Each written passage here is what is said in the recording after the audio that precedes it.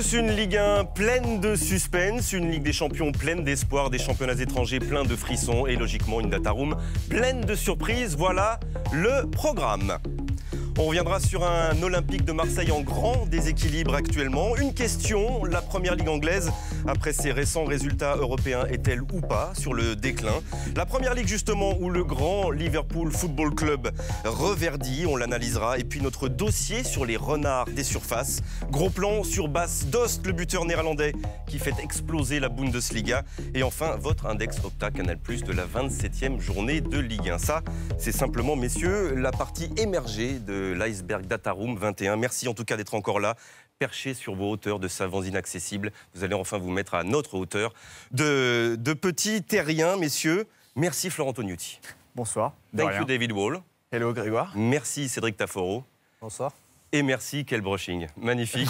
Philippe Doucet, aujourd'hui. Messieurs, allez, on part... On ne parle pas des cheveux. Non, on ne parle pas des cheveux. Et on part ausculter à la place, c'est plus important et plus intéressant, l'Olympique de Marseille.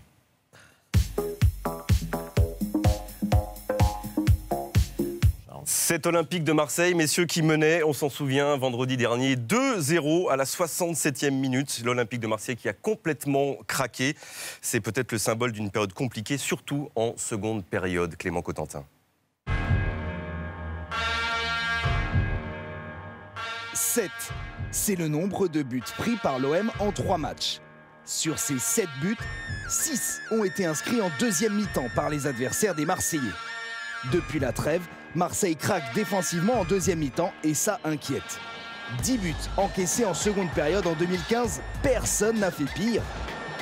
Sur les 30 buts encaissés par Marseille cette saison, 22 ont été concédés en deuxième période. Pour Paris, Lyon ou Monaco, c'est 2 fois moins. Autre indice d'une baisse de régime, le nombre de fautes commises. Si les Marseillais sont plutôt sages lors de la première heure de jeu, le nombre de coups de sifflet contre l'OM augmente après la 60e minute. L'OM entre dans le top 3 des équipes qui commettent le plus de fautes. Et si l'OM n'a pas sombré au classement en 2015, c'est parce que les hommes de Bielsa ont aussi la meilleure attaque en deuxième mi-temps sur cette période. Meilleure attaque et pire défense des 45 dernières minutes cette année, c'est le symbole de la méthode Bielsa, une méthode sans concession. Et concession peut-être, mais avec beaucoup de déséquilibre. On va